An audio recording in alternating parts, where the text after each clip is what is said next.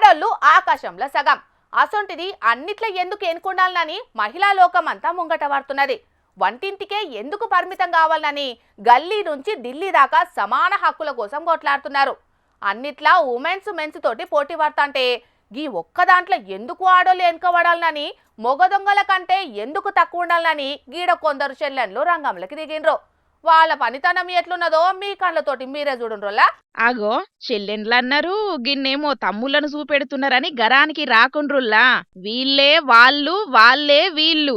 Jeans ప్యాంట్లు, loose టీషర్ట్లు, నెత్తిమీద టోపీలు, బుడ్డ కెమెరాలకు చిక్కకుంటే ముఖాన్ని చేతులతోని కవరింగ్ చేస్తున్న గిళ్ళు తమ్ముళ్ళు కాదుల్లో, మారు వేషంలున్న మహిళామణులు. దొంగతనానికి అలకగా ఏ బట్టలుంటాయి, పోలీసులను పరిశాన్లు ఎట్లా పడేయచ్చని బగ్గా ఆలోచన చేసి ఏషం మార్చి ఫిల్లుల దిగిండ్రు బెంగుళూరు దిక్కు. వీళ్ళ పేర్లు షాలు నీళ్లు. బెంగుళూరు దిక్కు గల్లీల మీద పడుతున్నారట. ఓ ఆటో డ్రైవర్ అన్నింటికి సూటి పెట్టిండ్రట. తాళం పక్కున వలగొట్టి ఇంట్లో సొమ్ములు పైసలు ఎత్తుకపోయినరట. ఎంబటే డ్రైవర్ అన్న పోలీస్ స్టేషన్ కి పోతే దొంగలను దొరకబట్టే పని ముంగటేసుకున్నారు కాకీలు. బండి నంబర్ తోని వివరాలు తీసుకొని ఎనకమాల పోయి దొరకబట్టిండ్రు. దొంగోడు కాదు దొంగదని తెలిసి పోలీసులు పరిశాన్ అయిండ్రు. కాకీలను పరిశాన్ల వడేద్దామని నెత్తి కటింగ్ చేపించిండ్రట. గెటప్ మార్చి వాకింగ్ స్టైల్ మార్చిండ్రట. అన్ని మంచిగానే ప్లాన్ చేసిండ్రు గాని బండి నెంబర్ తోని దొరికిపోయిండ్రు.